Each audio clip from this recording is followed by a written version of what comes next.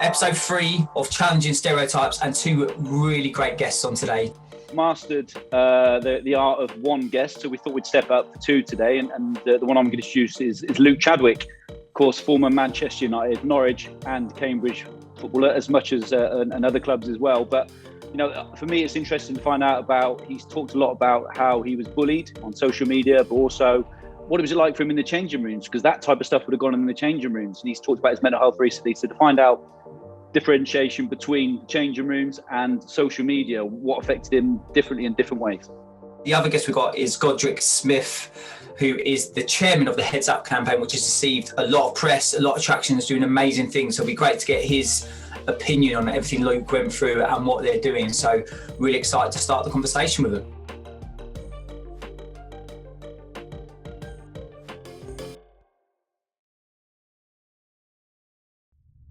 Well, thanks for joining us, both of you.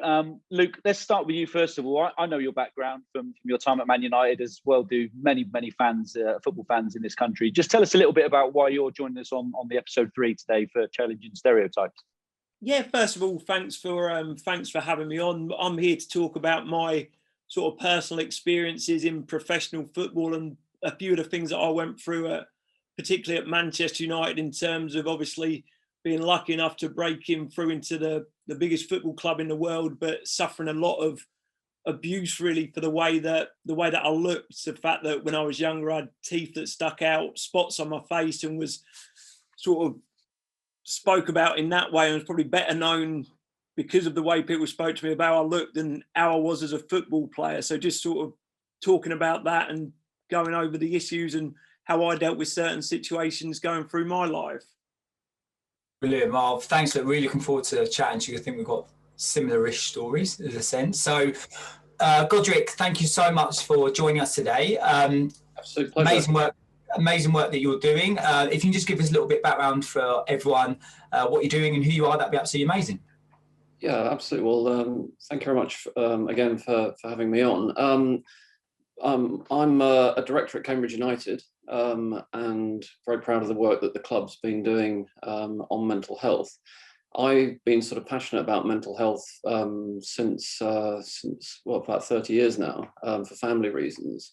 In fact, my first job was campaigning on mental health in the 1980s. And I've also recently had the privilege of chairing the Heads Up campaign on behalf of the Duke of Cambridge, which was really trying to promote a broader conversation in football around the importance of mental health, and also just to encourage people to talk more openly about it, but in particular to reinforce the message that we've all got mental health. Mental health isn't just something that affects 1 in 4 of us. We've all got mental health. We're all going to have good days, bad days, and talking can often be the single most important thing in helping people. Yeah, brilliant stuff. And Luke, let's start with you first of all. Godric has talked a little bit there about football, and it is the voice of everybody, isn't it? Football is that voice that gets out to the masses, but it's also sticking your head in the lion's den. We've said this before. You played for the biggest club essentially in the world at the time, yet all the focus was on you because of the way you looked. I mean, how did that affect you personally? Because I know from my experiences of playing football, in the changing rooms, that's what went on. So how did you separate the two? Because, I guess in the changing rooms, you would have kind of had to deal with that. And actually, it's part of giving and taking in the changing rooms. Look, you didn't think probably that much of it. Yet outside of the game, when people criticised you about the way you looked or anything like that, it made such a massive more difference to you. So how did you separate the two? I think it's like in football, obviously you've been there and done it yourself, Darren, like in the dressing room, you get that sort of thing. Even on the terraces, things are said that probably shouldn't be said, but I think as a football player, you sort of accept that it's something that is part of the course. You're doing what you love to do. You're playing football every day, and you might have things said to you, but you're out there in your arena doing what you want to do. I think where I really struggled was I went into, obviously live in a small village in Cambridgeshire, went up to Manchester, which is a different world, that's for sure, and was probably quite naive to what a professional footballer is. I just assumed it was just going on the pitch every day and doing what you love. But like you say, I was sort of involved in a massive football club, and you start to get recognised a lot, whether you like it or not. I weren't comfortable with that at all, really, with people knowing who I was. I just wanted to play football. And when sort of the issues arose with on the TV show, They Think It's All Over, when they were constantly talking about the way I looked, I didn't have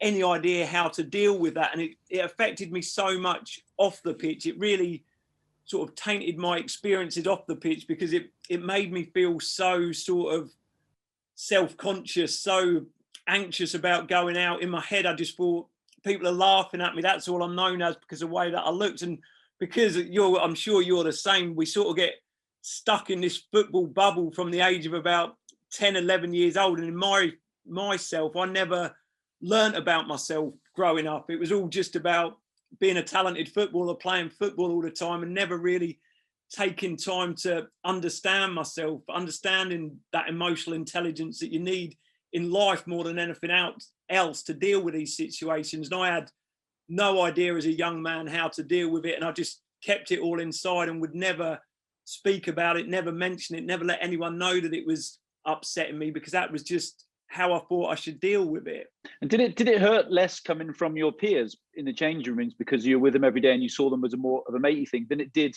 the national TV stuff? Because it was kind of accepted in one area, but also back in the day, it was accepted on national telly, which seems bizarre now. We have come a massive distance into the future, and you think it would never be dealt with that way now. But it is almost like you're built to deal with it, because you have to in a football environment. Yeah, but you just don't, like people say, oh, it must have been so hard for you dealing with that. But you don't know, do you? Because that's just your journey. You're going through it. You don't, this is life. This is what it's like being a footballer. In terms of in the dressing room, it was never an issue with me. Like, to be honest with you, particularly in the first team at Manchester United, I was such a quiet, shy lad. I wouldn't say boo to a goose. So I can't remember any of them sort of saying anything around my appearance. It was all just around football. There might have been a few times in the youth team where someone would say something, you'd just say something back. It's the same as at school, that sort of thing, where that was never an issue to me whatsoever, really. It was the fact that I couldn't deal with it. There was nothing I could say to anyone when it was on the TV or the newspapers or anything like that. And I just felt so out of control of it that I couldn't control any of it. And I felt there was something wrong with me, because why is this making me feel so bad? It's such a childish schoolboy thing that's being said about me. Why do I feel it? And it was all, I just took it all on myself and felt like I'm weak. There's something up with me, because I can't deal with this situation. I don't know what to do, and I can't say anything to anyone, because that'll make me look weak. I think there's one thing that, and you came through at a similar sort of time to me, where like the way that mental health was treated back in them days was just sort of pull yourself together, and that was my attitude towards it at all. It was only sort of educate myself and understanding around mental health that I understood that wasn't the way to deal with things at all. So it was a real long progress of understanding myself and understanding what mental health is, and how you can't just shut things away for years on end, because it's all going to be inside, and you've got to deal with your issues as soon as you can, really. I suffer with something called body dysmorphia, which is I obsess about the way I look. So much so that it's controlled my life for the last 20 years. I've learned to manage it a little better now. But the reason I did do that was I was 12 years old and my ears were like this. They're literally right angles to my head. I was in the school playground, and I can stand there right now. I can be in that situation. And 3 boys started doing the R. Kelly song, I Believe I Can Fly. Yeah? Can you remember that song? And they're flapping their ears. And I promise you now, a second before that, I never even thought about my appearance. Never thought about it. And until that day, it's every day since. My ears been back, I've had a hair transplant. I've done used tools to help me feel better. And that's makeup as well. That's why I created my War Paint. But one question is, did you think about your appearance really before something big happened, where it was really focused on, and then all of a sudden was it like, oh God, and then you started thinking about it? Like, I always, in my head, like, I'd look at myself in the mirror, and for me, I thought I looked fine. I looked all right in terms of what I did. Obviously, I knew I had a huge fear of a child growing up of the dentist. So I never knew. So I was aware that my teeth stuck out. I had spots on my face, like I could see that. But like, I'd look at myself in the mirror and there'd be no sort of self-loathing. I wouldn't be disgusted in the way. Like, I was quite surprised that it was brought up, because in my head I looked quite normal, but it made me not want to go out in terms of the anxiety that it caused upon me. Like in my head, I was just, and like you say there, that you mentioned about your ears, and obviously a few of the lads at school mentioned that to you, but you build it up to bigger than probably what it is, don't you? You think everyone's just going to be talking about that now. They're all going to be looking, and I was obsessed with people just laughing at me all the time. I'd leave the house, go to the Trafford Centre or whatever, and I'd just assume that I'd hate it because I just assumed that everyone was laughing, someone was going to shout something at me. And I built it up probably bigger than what it really was, but there was no way of. I just didn't know how to deal with it, and in my head there was no way that I'd ever go and seek help or talk. I wouldn't even speak to my girlfriend, my mum, my dad, but I wouldn't even speak to anyone about it. So it was all just so locked inside. Just my feelings around it is, I think it's, people think it's bad, but people I generally think will go home and think about it. And I just want to say, did you receive any of that in the change room? I saw you mentioned you didn't as much, but just wanted to see if you did. No, I can remember it at school. And I remember the words now that used to hurt me, like Goofy or Bugs Bunny, that sort of thing. And I was Dumbo, so we were all the cartoon characters. There you go. I remember, but and it sort of still brings guilt inside me now, because I'd say the most awful things as well back to people. Sometimes I could be the one that, and I was sort of a real quiet lad until I was comfortable in my surroundings and like at school and that sort of thing. So people might call me Goofy or something like that, and I'd say something back or be the first one to say something. And it does. I completely agree with you. It does. And I'm sure they remember what I said to them, and I remember what they said to me. And these were some of my best mates in the world, still are now. And these conversations are so important, because everything we say, people remember. People remember whether it's good or bad. People remember the way that you treat them and the way that you talk to them. And it is massively important to always think how other people are feeling. I always thought to myself, when these people were saying these things to me, if they knew how I was feeling, I'd like to think that they were good enough people that they'd stop saying these things. But I just didn't have the courage to speak out and say how much it was hurting me. We all had all our stuff to deal with, but in terms of appearances. But Godric, from your point of view, you've been around football a long time in terms of being a director at Cambridge and a supporter. What are you trying to implement at your football club to address these type of things and the work you're doing with the Heads Up campaign and things like that? Because it's a massive thing to undertake, isn't it? Particularly in that environment, in a football environment. But if you can crack it there, I think you can crack it anywhere. Yeah, and I think it's great just to be having a conversation like this through football. I think that is a sign of some of the progress that we are making as a society. I think going back to the Heads Up campaign, there was a simple desire to see, could we mobilise football to encourage men essentially to talk and to recognise that there are so many sort of very deep-rooted reasons why men find it so difficult to show vulnerability, to show weakness, to show that lives aren't going well for them. But it was, I think, really trying to get to the point of saying that, look, we're all human. We're all going to face things in our lives that are going to be difficult, whether it's a bereavement, whether it's changing job, whether it's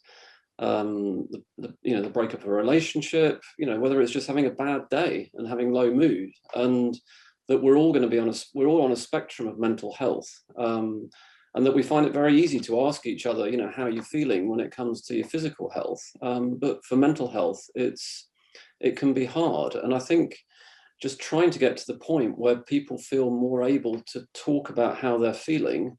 And Godric, do you think part of it's because of the difficulty of back in the day, and we're only talking 15, 20 years ago to when I was playing, and Lucas said there wasn't really the help there. And for me, when I was struggling, I didn't want to talk to a specialist. I didn't want to talk to a psychiatrist, because that was a scary thing to do. And particularly being in a football environment, where did I go to ask for that help? I wasn't going to ring up the Samaritans. I needed to speak to someone who I felt I could trust and who had, experienced similar things. So for me, it was about, and as you're undertaking now at the football club, you need to put those processes in place. Let someone can just speak over a coffee. You know, I didn't want to go to a specialist or a Absolutely. psychiatrist because I felt I was being judged in the wrong manner. I think that's all right. Look, I obviously have never played professional football. I'm involved, you know, as a director of a professional football club, but I can understand that, you know, for anyone to indicate sort of weakness, you know, you're going to be playing through in your own head. Will this impact, you know, how the boss is going to look at me in terms of, will I get picked? You know, I'm going to get dropped. What does it say about me? So I think a culture where there is an acknowledgement, and I think we're making steps towards it, that actually showing vulnerability as strength. You know, players aren't sort of robots. You know, if you actually look after the whole player, if you are, you know, looking after their mental well-being, they will perform better on the pitch. And you know, it's a stressful world. I know there's a lot of upsides being a professional football player, but it is a very stressful, high-performance environment. And you know, I'm sure players have a lot of performance anxieties, and you know, probably, you know, find it very hard to address some of those with each other or even externally.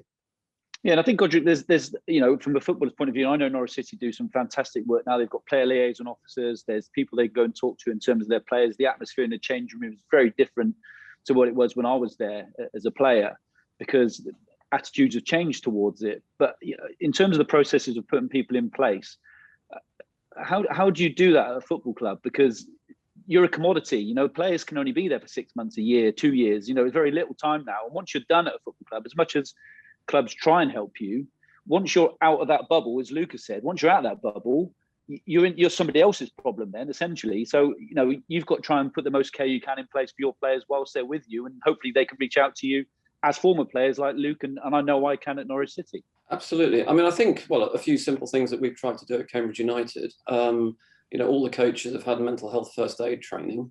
I think we've got a very progressive system of dealing with some of the, you know, the inevitable disappointment that comes from, you know, players coming through the academy who are released, and how we try and look after them at that point. But we're also trying to extend opportunity for fans to feel able to talk about mental health in an environment that perhaps feels a little bit safer and a little bit different, you know, from maybe a sort of a more clinical context. So we, you know, before the pandemic, we've had sort of mental health drop-in centres run at the club for people who perhaps would find it difficult to go to, you know, to some of the more clinical settings. And I'm sure, like, you know, at Norwich, we're also running a lot of programs in the community for, you know, both in schools, encouraging kids, you know, getting players in to talk about the importance of building resilience. I think what Godric, you touched on earlier, which resonates with me, is mental health as a word, or 2 words. I think people, when they think about mental health, it's like, oh, you must have something wrong with you. But mental health is you know, it's your brain, it's a muscle, and you have to exercise it. Mental health shouldn't be a taboo subject. Mental health should be part, like you said, when you train your body, you train your mind. Like, for me, I'm a massive believer in that. Mental health is your whole, how you're thinking. It's not just that you have to have something wrong to have mental health. You know, mental health is something we should all work on. Just Luke, with that, with everything you did go through, and obviously you know, I can almost guarantee people probably noticed it impacting you at United, like, because you're going to be within yourself, you know, very quiet, very shy, and not wanting to go out.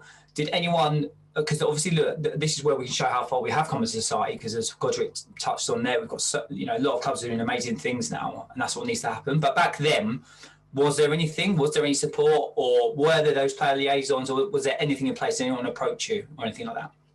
No one sort of approached me, but like I was so quiet and shy anyway, how I was as a person, as a young boy, that there probably wasn't any real difference in my behaviour while I was going through this, because I didn't really change. I was just the same lad. In all honesty, football was what I loved. That was the release. That was the time where I weren't worried about anything. That was the time where I could go and do what I thought it was all about, was just running around on a football pitch. Luke, do you think it was a consequence of being at Man United? Because Man United were the club, the biggest club in the world at the time. They were dominating everything. Do you think it was a way of actually getting at Man United rather than you personally because they couldn't dig out Man United for being a bad team or not playing well. You know, it was a way of getting at Man United by targeting individuals rather than as a team because they were so dominant. Yeah, I'm pretty sure it wouldn't have happened to me, regardless of how I looked, if I weren't at Man United. Man United were the best team by a distance back then. If you didn't support them, everyone else more or less hated them, and it was always trying to dig them out and that sort of thing. So I'm sure if I weren't there, I probably wouldn't have dealt with these issues. But at the same time, I went through it. It was my journey. I'm not like moaning about it. I don't want any sympathy about it or anything like that. It was part of sort of turning me into the person that I've become. It was there, it happened, and I've dealt with it inside, and sort of, if I didn't deal with it, I probably wouldn't be the person that I've become today. I like to think that I'm turning into a good person, that I can express myself quite well and try and help other people. When I sort of sent the tweet out last year, whenever it was, saying about what I'd gone through, I didn't think it'd get anything like the attention that it did. And I think when it went out into the press and newspapers, it got twisted, and it was all about what these people on the TV show had said. It was never about that. I've got no issue. I hold no grudge against these people. What I was trying to send out was the positive message of, when you are struggling and feeling really down, talk about it. It's going to be hard, but that's the best way to get out of these situations, to take that huge weight off your shoulders. And it was the messages that I've had with some people saying that what I said's helped them talk about it. And that's the best feeling I've ever had in my life. That was better than scoring a goal for Man United. Maybe not as good as scoring a goal for Cambridge United. Yes.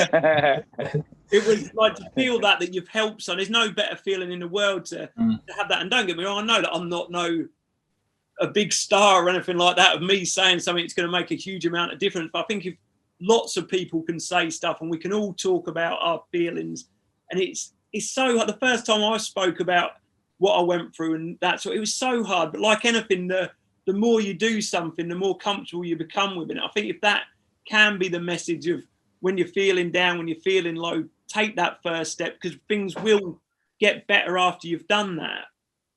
Luke, you are, just quickly, mate. Sorry, mate. You are a big star. I believe you're saying you're not, but I'm probably not similar to you. But I've had a lot of people reach out to me since I've founded the brand, and that means more than any. I'm not into sound. A 14-year-old boy sent me a video yesterday that his mum recorded with him. You know, and that for me is more than anything. So that is being a big star, mate, for you. So well done, honestly, mate. Well done. Myself, I felt sometimes a little bit under pressure to say the right things, because I'm not an expert, but what I can do is listen and give my experiences, like you've done, and Danny's given the experiences he's done. Then you can point them in a direction to get the help they probably need clinically, if they do need that.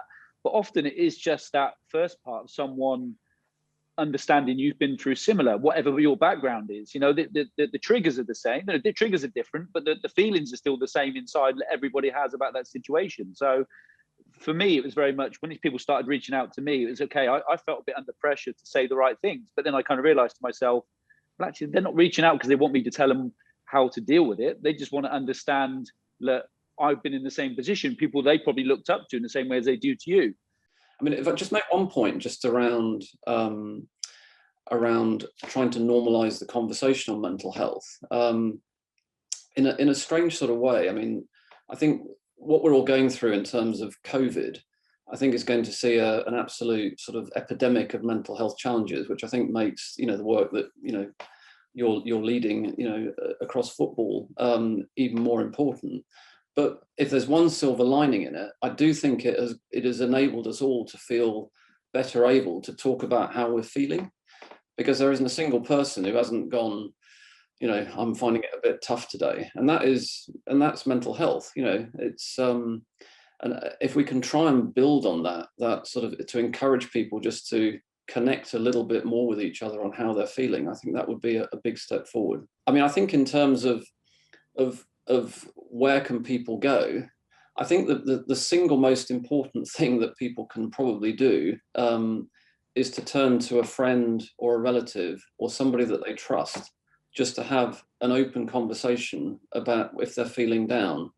Because I think it's at that point that you can then, you know, have some support from somebody that you trust, hopefully, and maybe then be directed if you need it to another, another route where you can get sort of more specialist help. But I think often taking that first step, and you've all talked about the importance of conversation and how talking has helped you feel better. I mean, it applies just the same for me as well. Some of the challenges that I've inevitably faced, talking about them with people and sharing them is such a big positive step forward. Do you know what, in terms of that, when talking, so this, in terms of where I was obviously 12 years old, grew up, body dysmorphia, got worse and worse, got to about 28, and I thought I was losing my hair. I actually wasn't. But for me, that was absolutely huge. And every minute of every day for 2 years, I thought about it. And I mean, every minute, it consumes my life. And then look, I was drinking and doing all sorts of silly things to mask it. And one day I walked into my fiance's house. We were living at her mother's at the time. And I reached out of all people, I woke my mother-in-law up at 4 o'clock in the morning. Mother-in-law, I was close to her, but not, because I was just literally to the point, I was downstairs on my own, having a drink. I was like, I just can't deal with it anymore. I went up and told her. I promise you now, the second I did that was as if someone had lifted something off my chest. Because the next day, we all talked about it, and and that's the power of just saying it. But it's hard. Don't get me wrong. I don't want to say it's easy. Getting to that point to say it. But once you do, and that's with your mates as well, right? So my mates, what they used to do with me when I was getting ready, because I'll take a long time.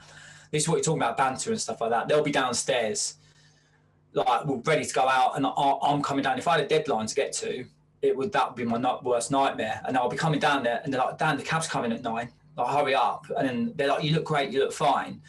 Not knowing what I'm going through upstairs. Eventually, when I come out and told them that I've got a single body dysmorphia, the conversations changed because they're your mates. From hurry up, why are you taking too long? To the next time I went downstairs, my best mate was down there, and I was at my mum's house. And I said, mate, I'm really struggling. And he went, Dan, look, I've got a beer. He says, I ain't going anywhere. He says, the night's not going anywhere. Take as long as you need.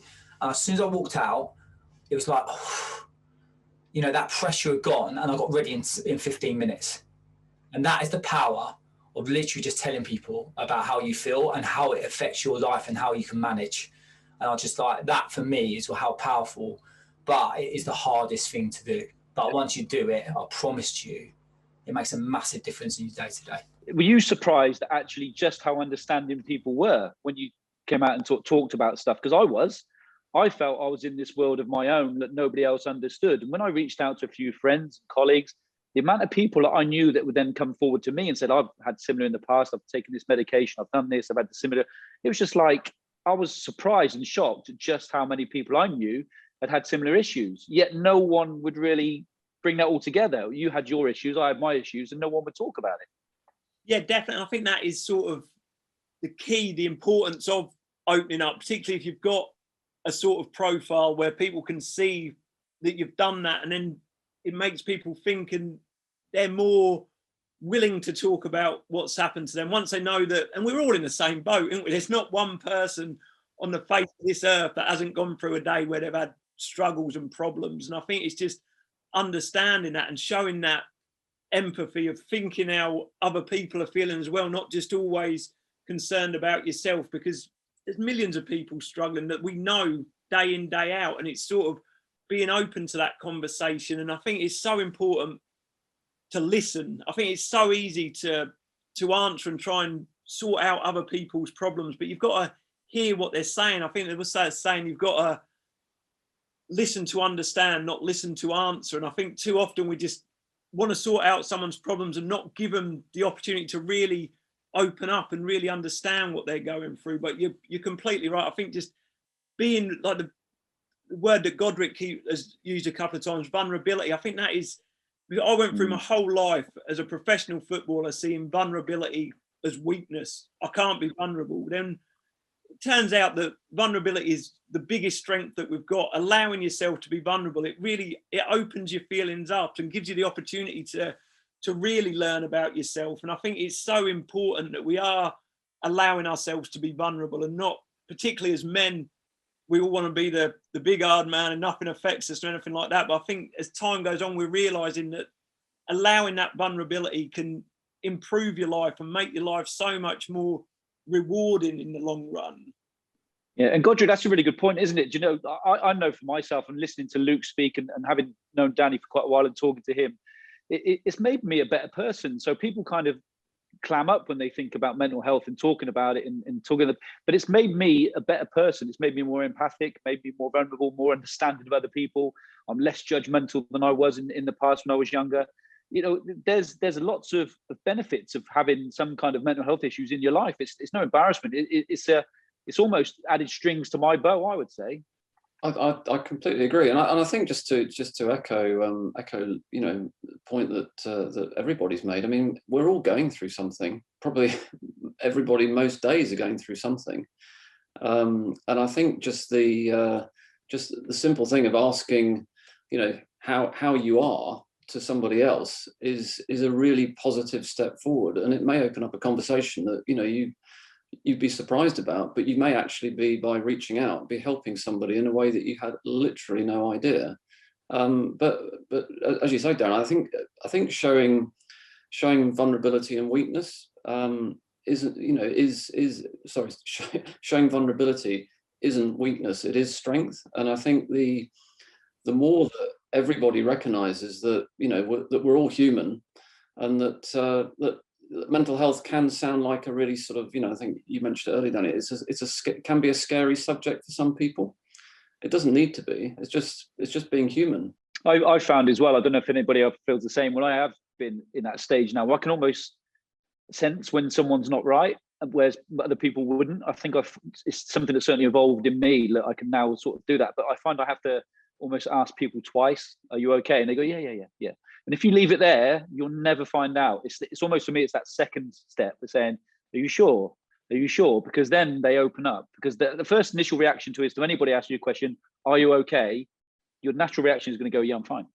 Because that's the way we're ingrained, you know, to show that kind of strength. But actually takes a little bit more just to say, ask twice, isn't it? You know, make sure you do take that second step to help someone open up a little bit. Especially for men, isn't it? Because it's that whole man up thing, isn't it? Where, you know, I think it's changing a lot now, but, you know, guys never cried, and it's that whole man up and, you know, you shouldn't have a problem. I think it's so important that we sort of take it easy. We're always, or from my experience, so hard on ourselves. It's so important to give ourselves a break, to sort of, one of the most important things that I've always loved myself.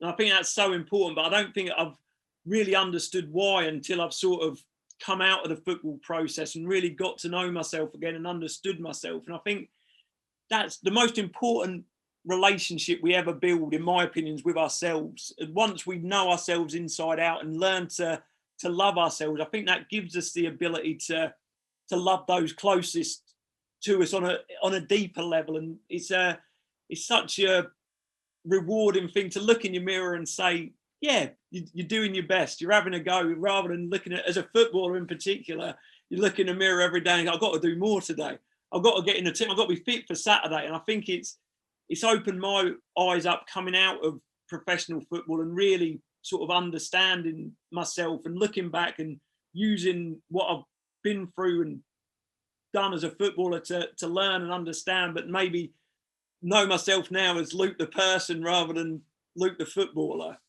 I always think I have to fix things. I think everyone thinks I have to fix things. So when people are saying to you, you know, don't be worried if they're saying you don't have to fix it. You just, it's like support them emotionally, isn't it? Rather than, you know, fix, like if someone's saying, like mine was about appearance, like, oh my God, I don't like my hair. Like, you're not going to be able to fix that for me straight away, but just be there emotionally. That is worth more than trying to fix the problem. So those conversations can be really easy to have, and you don't have to do anything. As we've touched on it, you can just listen. It'll make a world of difference. Yeah, thanks ever so much for coming on today. Really appreciate your time. It's been an absolute pleasure, and thank you, Norwich, for Wes Houlihan as well. You're welcome. Brilliant, guys. Thanks a lot.